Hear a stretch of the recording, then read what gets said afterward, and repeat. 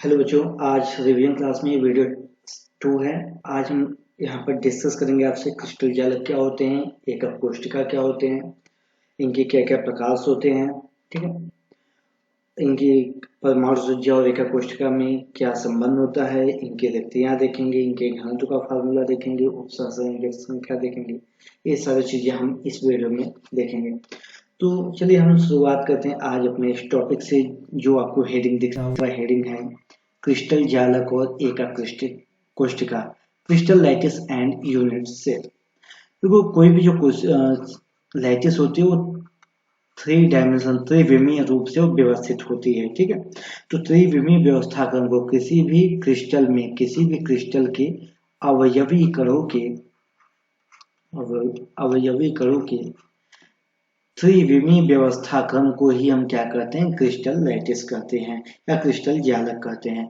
और इस जो अभी आपका क्रिस्टल लैटिस बन गया, ठीक है, मान लो हम इसको इस प्रकार से बनाते हैं। ध्यान से देखना,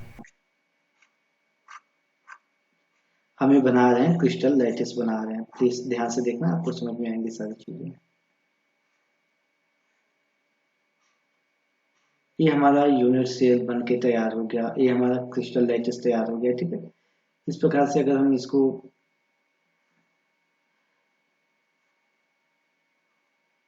ठीक है, इसको कहते हैं लैटिस क्रिस्टल, इसको बोलते हैं। ठीक है, इसका जो सबसे छोटा भाग होता है, जिसके रिपीट करने से हमारा क्रिस्टल लैटिस तैयार होता है, उसको हम क्रिस्टल जालक का एकक कोष्ठिका कहते हैं। ठीक है, अब यूनिट सेल क्या होता है, एकक कोष्ठिका क्या होता है, इसको हम सबसे पहले समझिए। इसको कहते हैं क्रिस्टल जालक कहते हैं, क्रिस्टल लैटिस कहते हैं, क्रिस्टल जालक कहते हैं। तो क्रिस्टल जालक का वह सबसे छोटा भाग जिसको बार बार दोहराने से हमें क्रिस्टल लैटिस मिलता है, उसको हम कहते हैं एकक कोष्ठिका या यूनिट सेल। इस प्रकार का जो भाग है, इसको बार बार आप रिपीट करेंगे, दोहराएंगे, तो आपको बड़ा वाला क्रिस्टल लैटिस या क्रिस्टल जालक मिल जाएगा। ठीक है, तो इस छोटे भाग को, जिसको बार बार रिपीट करने से, दोहराने से हमें क्रिस्टल जालक मिलता है, इस छोटे भाग को हम एकक कोष्ठिका कहते हैं। इसकी जरूरत क्यों है? अगर हम एकक कोष्ठिका को, सिंगल यूनिट सेल को ही हम इसको पूर्ण रूप से अच्छे से इसको समझ लें, तो हमें पूरे क्रिस्टल जालक की सारे गुणों के बारे में, सारे इसकी कौन कौन से गुण होते हैं, क्या विशेषताएं होती हैं, सारी चीजें हमें इसे समझ में आती हैं। इसलिए हम एकक कोष्ठिका को पढ़ते हैं, ये बहुत ही महत्वपूर्ण है।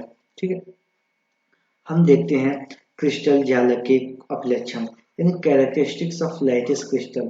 ठीक है, लैटिस क्रिस्टल क्या होते हैं, इसके हम कैरेक्टरिस्टिक्स देखते हैं। ठीक है, ध्यान दें, पहला आप हम यूनिट सेल को ही बनाते हैं, एकक कोष्ठिका को ही बनाते हैं। ध्यान से इसको समझना, आपको समझ में आएंगे। एक यहाँ पर 8 कॉर्नर होते हैं। कितने कॉर्नर होते हैं? 8। भुजाएं 12 होती हैं। ये समझिएगा, कोने कितने होते हैं? कोना टोटल 8 होता है। भुजाएं कितनी होती हैं? भुजा टोटल होती है 12। और अगर हम बात करें इसका फेस का फलक, तो फलक कुल होते हैं 6 फलक होते हैं किसी भी एकक कोष्ठिका में। इसके कुछ गुण होते हैं, इसके जो पॉइंट, जो बिंदु होते हैं, जहां पर जितने कोने होते हैं, जितने बिंदु होते हैं, उसको हम कहते हैं जालक बिंदु। इसको क्या कहते हैं? जालक बिंदु कहते हैं। फिर समझना, इसको हम जालक बिंदु कहते हैं। पहला पॉइंट, इसको जालक बिंदु कहते हैं। और इनको आपस में जोड़ने पर इनकी एक ज्यामिति बनती है, जैसे यहाँ पर घन के रूप में बना है। दूसरा पॉइंट क्या समझ में आया कि जालक बिंदुओं को आपस में जोड़ने पर एक ज्यामिति बनती है। और तीसरा चीज, इनको 6 पैरामीटर से हम कलर चेंज कर लेते हैं। यहाँ पर अगर कलर चेंज की बात हो, तो हम इनको 6 पैरामीटर से दिखाते हैं। पहला होता है ए बी सी, भुजा के 3 पैरामीटर, और ए के सामने का ये जो एंगल है, इसको अल्फा, बी के सामने के एंगल को बीटा, और सी के सामने के एंगल को गामा कहते हैं। तो अल्फा बीटा गामा, इस प्रकार से 3 इसके कोण होते हैं। तो इसकी 3 विमाएं, तीसरा पॉइंट अगर हम समझे, तो इसकी 3 विमाएं होती हैं, ए बी और सी। इसको भुजा विमा कहते हैं। क्या कहते हैं? भुजा विमा कहते हैं। ध्यान समझना। और इसके 3 कोण वाले विमा होते हैं, अल्फा बीटा और गामा, जिसको हम कहते हैं कोणीय विमा या कोणीय विमा इसको कहते हैं। तो कुल 6 पैरामीटर पर, 6 कारकों पर निर्भर करता है कोई भी क्रिस्टल जालक को, कौन कौन सी? ए बी सी भुजा विमा और अल्फा बीटा गामा, जिसको कोणीय विमा कहते हैं। ठीक है, हम अब इसके प्रकार को समझते हैं।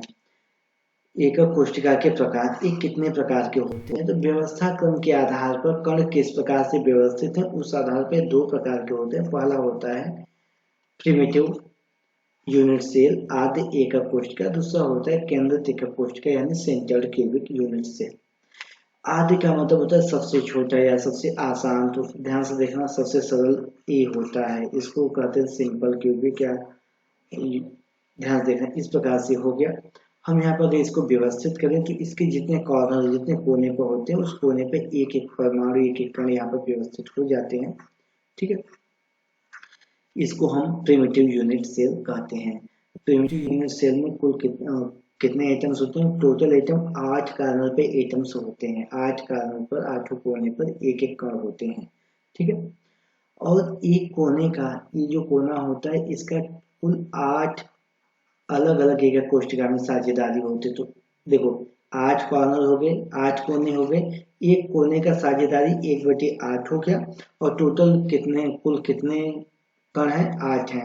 तो 8 का 1/8 में साझेदारी होगा यानी 1, इसमें कुल परमाणु संख्या कणों की संख्या 1 होगी। हम दूसरी बात करते हैं सेंट्रल क्यूबिक यूनिट सेल यानी केंद्रित एकक कोशिका की बात करते हैं। इसमें क्या होता है, या तो फलक का जो केंद्र होता है, मतलब 8 कार्बन पर तो रहेंगे, साथ साथ जो फलक का केंद्र होता है उस पर रहेगा, या तो निकाय का यानी कि बॉडी के सेंटर की बात हो, बॉडी सेंटर में हुई या निकाय के बीचों बीच कण होते हैं जिसको हम कहते हैं सेंट्रल क्यूबिक यूनिट सेल यानी कि केंद्रित एकक कोशिका कहते हैं।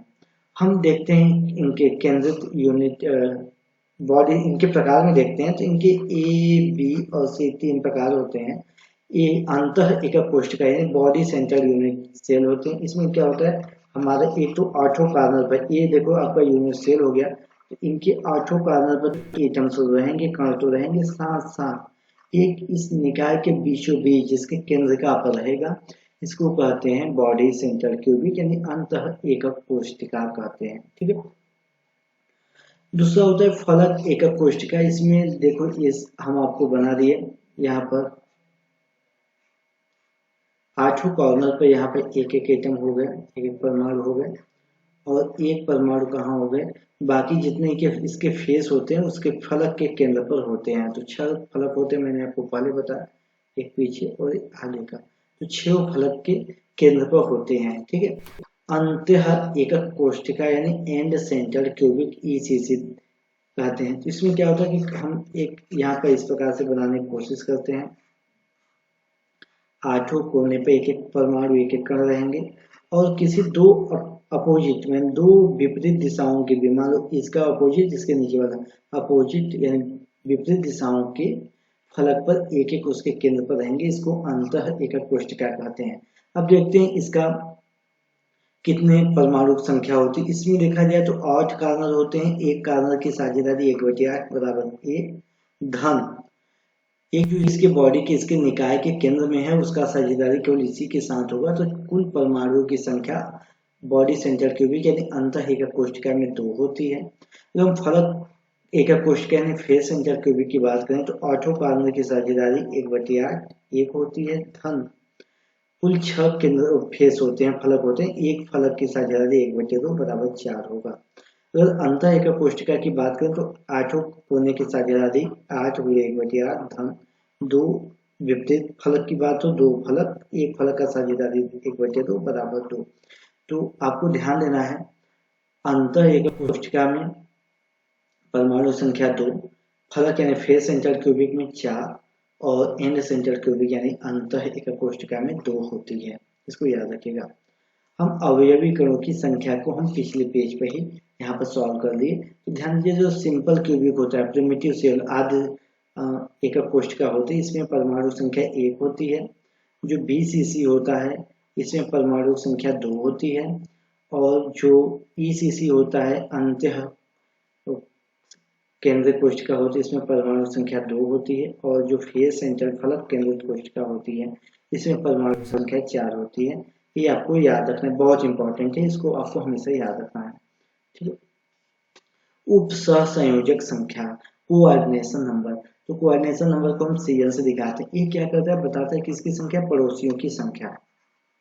एक किसकी संख्या बताता है? पड़ोसियों की संख्या। तो किसी भी परमाणु पर जो ठोस अवस्था में व्यवस्थित है, उनके बगल में कितने दूसरे गोले हैं, कितने दूसरे अणु या परमाणु हैं, तो उनकी कोऑर्डिनेशन नंबर यानी कि इनकी पड़ोसियों की संख्या को बताता है। जैसे कि हम बात करें इस प्रकार से, अगर हम कोई हमारा परमाणु व्यवस्थित है, ठीक है, तो अगर इसकी बात करें तो इसके पड़ोसी कितने हुए? एक, दो, सीधे दो लोग हैं। तो अगर इस प्रकार से जो हमने बनाया है, ये आप ध्यान से समझें तो ये मैंने बनाया हुआ है एक विमी की बात किया है, तो इसमें पड़ोसी की संख्या 2 होगी। हम यहाँ पर सिंपल क्यूबिक की बात करते हैं, आधे एक कोष्ठिका की बात करते हैं, ध्यान समझना आपको। इसमें अगर सिंपल क्यूबिक की बात करें, ठीक है, यानी प्रिमिटिव यूनिट सेल की बात करें, तो इसमें जो कोऑर्डिनेशन नंबर होता है, जो उपसंयोजक संख्या होती है, ये होती है 6। अगर हम बात करें बीसीसी की, बीसीसी में होता है 8, एफसीसी में जो होता है कोऑर्डिनेशन नंबर 12 होता है, और जो ईसीसी होता है इसमें कोऑर्डिनेशन नंबर 4 होता है। ये आप उप सहसंयोजक संख्या याद रखिएगा। जो अंत केंद्रित होते हैं उसमें 4 होता है, जो आधे केंद्रित होते हैं, आधे एक कोष्ठिका होते हैं, उसमें उप सहसंयोजक संख्या 6 होती है, ठीक है। अंत केंद्रित या निकाय केंद्रित कोष्ठिका में 8, एफसीसी यानी फेस सेंटर्ड क्यूबिक यानी फलक केंद्र कोष्ठिका में 12 परमाणु संख्या होती है, उप सहसंयोजक संख्या होती है, ठीक है। हम निबिड़ संकुलित संरचनाएं समझते हैं। इसमें पहला समझते हैं एक विमी। एक विमी में क्या होता है, इस प्रकार से हम इसको परमाणु को व्यवस्थित करते हैं, कणों को व्यवस्थित करते हैं। तो किसी एक कण को आप अगर यहाँ पर मान लें तो इसके बगल में सबसे नजदीक यही 2 कण हैं, तो इसका जो कोऑर्डिनेशन नंबर होगा वो 2 होगा। लेकिन अगर हम द्विविमी यानी 2 डायमेंशनल की बात करें, ये 2 प्रकार से व्यवस्थित हो सकता है। पहला इस प्रकार से, जैसे पहला कण है, मान लो इसको टाइप ए, इसी के ठीक ऊपर दूसरा भी कण आ जाए तो इसको हमको ए भी टाइप ए हो गया। फिर कोई दूसरा कण फिर यहाँ पर आ जाए, उसी प्रकार से व्यवस्थित हो जाए, इसको टाइप ए कहेंगे। ए प्रकार का 2 डायमेंशन में परमाणु की संख्या क्या होगी, इसको हम, इसका कोऑर्डिनेशन नंबर क्या होगा हम देखते हैं। तो ध्यान से अगर आप देखेंगे तो इसकी जो परमाणु संख्या होती है वो देखिए क्या होता है। मान लो इसको हम कल से मान लेते हैं, ठीक है। इसके ठीक पड़ोस में कौन है? एक, इसके ठीक पड़ोस में ये 2 हैं जो इसको टच करते, तो 1, 2, 3, 4। तो पहला ए प्रकार का जो व्यवस्था क्रम होता है उसमें कोऑर्डिनेशन नंबर कितनी होती हैं? उसमें होती हैं 4, ठीक है। और दूसरा इसमें तरीका हो गया कि इस प्रकार से हमारा कोई परमाणु है, ध्यान समझना, कण व्यवस्थित है। दूसरा इसके बीच के जो खाली स्थान है इसमें दूसरा कोई कण आ जाए, ठीक है, इस प्रकार से आ जाए। फिर तीसरा कण वापस पहले लेयर के जैसा हो जाए, पहले परत के जैसा हो जाए, इसको ए प्रकार का कहते हैं। इसमें जो कोऑर्डिनेशन नंबर होती है वो कोऑर्डिनेशन नंबर कितनी होती है, ध्यान से देखिए। इस अब कण की बात करें, इसको, इसके 2 पड़ोसी टच कर दें, ये दोनों कर दें और ये, तो 1, 2, 3, 4, 5 और 6। तो अगर ए बी एक प्रकार का अगर 2 डी है, तो उसमें जो कोऑर्डिनेशन नंबर होती है, उप सहसंयोजक संख्या होती है, वो कितने होते हैं? 6 होते हैं। ये हेक्सागोनल या षटकोणीय बनाते हैं, षटकोणीय व्यवस्था होती है। ये क्या होते हैं? स्क्वायर बनाते हैं, स्क्वायर प्लानर बनाते हैं। इनका क्या होता है? वर्गी सतह, ठीक है, वर्गीय सतह संरचनाएं भी होती है। हम अगला देखते हैं, संकुलन क्षमता। संकुलन क्षमता से पहले यहाँ पे एक चीज और हमें देखना है। अगर त्रिविमी हो गया तो ए प्रकार का व्यवस्था है तो उसमें कोऑर्डिनेशन नंबर 4 होती है। ए बी सी हो गया, ए जनरली एच सी पी बनाते हैं और इसका जो कोऑर्डिनेशन नंबर संकुलन संख्या होती है, ये कितनी होती है? उप सहसंयोजक संख्या 6 होती है। और ए बी सी जो होता है एफ सी सी वाले बनाते हैं, इसमें जो कोऑर्डिनेशन नंबर होती है वो कितना होती है? वो 12 होती है। इसको आप लोग याद रखिएगा। संकुलन क्षमता पैकिंग फ्रैक्शन या पैकिंग इफिशियंसी ये बताता है। ये क्या बताता है? कुल उपलब्ध स्थान का कितना प्रतिशत भाग भरा हुआ है, इसको हम कहते हैं संकुलन क्षमता कहते हैं। जिसका हम फॉर्मूला नहीं, सीधा रिवीजन क्लास है तो हम सीधा इसको याद करते हैं। सिंपल क्यूबिक के लिए होता है 52.4% होता है। बीसीसी के लिए होता है 68% होता है, और एफसीसी और एचसीपी के लिए होता है 74% होता है। इसको आप लोग याद रखिएगा, बहुत ही काम की है। ठीक है, अब यहाँ से मैं एक चीज और, सिंपल क्यूबिक के लिए अगर एससी की बात करें, प्रिमिटिव की बात करें, तो इसमें जो कोऑर्डिनेशन नंबर या उप संयोग संख्या होती है वो कितनी होती है? 6 होती है। बीसीसी निकाय केंद्रित या अंतर केंद्रित का जो होती है वो कितनी होती है? 8 होती है। फलक केंद्रित का कितनी होती है? 12 होती हैं। जो अंत्य यानी कि अंतः केंद्रित होते हैं ईसीसी, इसमें उप संयोग संख्या 4 होती है। ये बहुत ही महत्वपूर्ण है, इसको आप लोग याद रखिएगा। हम नेक्स्ट स्लाइड पे चलते हैं। रिक्तियां, जब परमाणुओं को इस प्रकार से हम व्यवस्थित करते हैं तो इनके बीच खाली स्थान आ जाता है। ये जो खाली स्थान होता है इसको हम कहते हैं रिक्तियां। ठीक है, ये दो प्रकार से होती हैं। इस प्रकार से कोई व्यवस्थित हो गया, दूसरा ये जो फ्री खाली स्थान है, ये रिक्तियां होती है। तो ये दो प्रकार की होती है। पहला होता है चतुष्फलकी। ये बहुत ही महत्वपूर्ण है, आप याद रखिएगा। ये क्या होती है? इसमें जितने परमाणु होते हैं चतुष्फलकी रिक्तियों की संख्या 2n होती है। n क्या होता है? उस यूनिट सेल में परमाणुओं की संख्या होती है। दूसरा होता है अष्टफलकी। क्या होते हैं? अष्टफलकी होते हैं। इसमें इसकी संख्या n के बराबर होती है। ये कहाँ पाए जाते हैं? एकांतर जो कोने होते हैं, एकांतर कोने पर पाए जाते हैं 1/3 लंबाई पर। तो फिलहाल इसको आप नहीं याद रखें, कोई बात नहीं, ये याद रखना। अष्टफलकी जो रिक्तियां होती हैं ये पाई जाती हैं